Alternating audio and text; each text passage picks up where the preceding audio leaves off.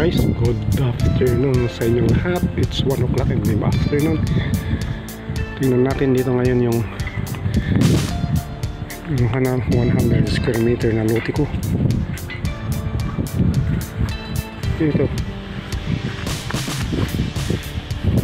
Ito ang kabuuan ng 100 square meter.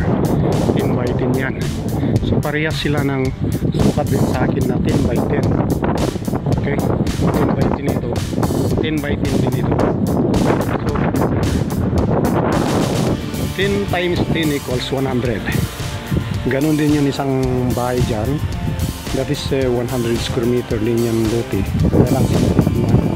So ganyan ang kaya dun lang sa harap siya meron siyang space. Pero pag ito, pag binakuran mo, ganito ang itsura ng open by 10. So dito sa akin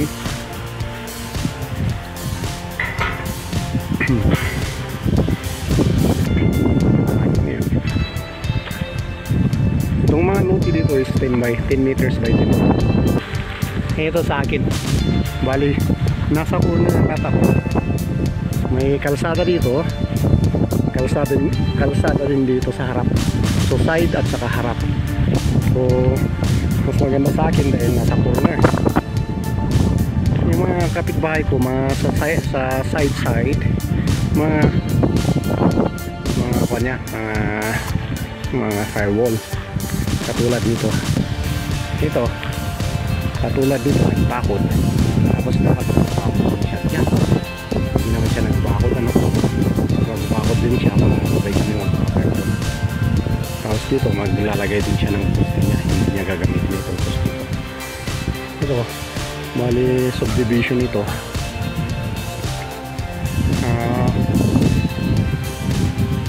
Ganito ang kanto. Ang lote ko is nasa 10 by 10. Perfect na 100 square meter. So tanghaling tapat na dito sa San Fabian, Pangasinan. Ganito ang itsura. Today is May 21, 2020. Napakainit ngayon. Halos 48 degrees na dito sa Dagupan. So init ngayon. At least mahangin. Kahit paano is mahangin pa rin. So dito pa rin tayo sa ginagawa ko na maliit na lupa.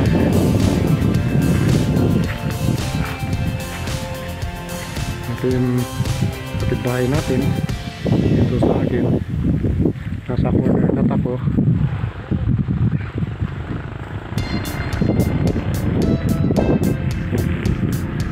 So ganito ngayon.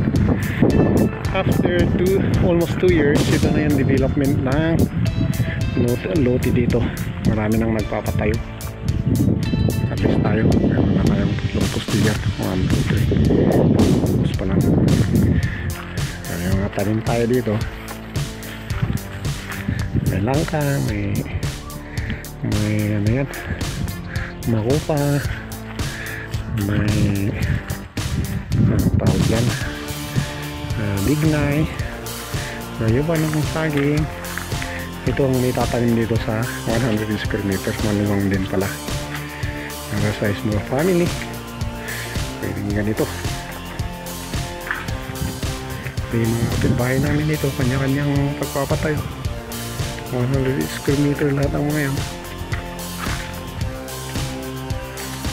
Ayan lang po.